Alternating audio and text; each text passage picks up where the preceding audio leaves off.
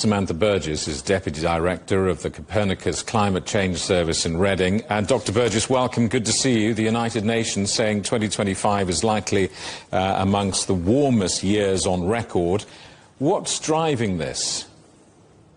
Yes, that's right. So the main driver is the concentration of greenhouse gases in the atmosphere and the continued high levels of greenhouse gas emissions from burning fossil fuels. In your report, you write, we're now in a decade where the 1.5 degrees Celsius limit is likely to be exceeded. I mean, does that now mean we're effectively entering a new climate era, a new world?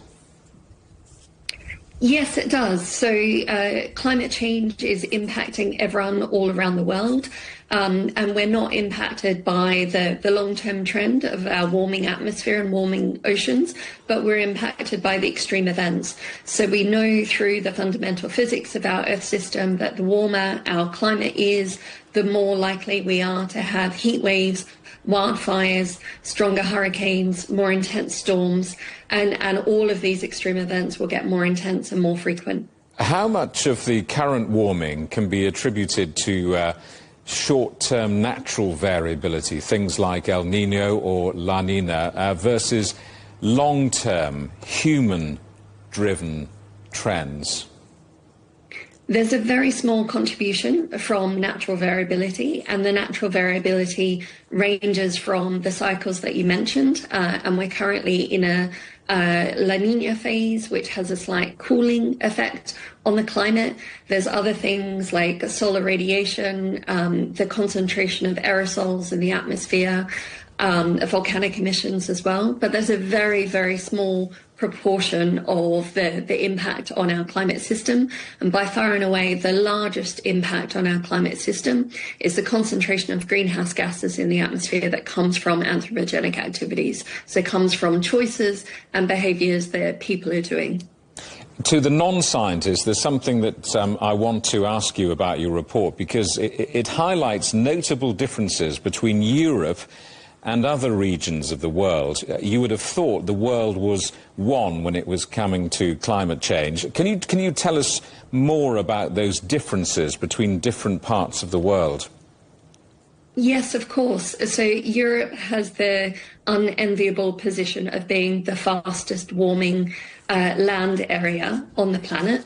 And we can split this up by, we have the global average, but land is warming up faster than the ocean. So when we look at where people live, it's warming up faster than the planet as a whole. And then depending on where you are on the planet in terms of the latitude and longitude, that obviously influences your weather. And Europe is warming at over twice the global average rate, and that's for three reasons. The three reasons are our proximity to the Arctic, the reduction in aerosols, so the improvements of air quality and air quality policies have meant we have a cleaner atmosphere, which means more solar radiation is hitting the surface of the planet. Your reports are a sobering snapshot for COP, perhaps. In one sentence, what does your report reveal about the current state of planet Earth? So the ECMWF and Copernicus report highlights that we continue to see exceptional temperatures. So October was the third warmest October on record. We now know with 10 months of data in for 2025 that 2025 is likely to come in second or third place. So it may be tied with 2023, but it will certainly be behind 2024, which was the warmest year on record.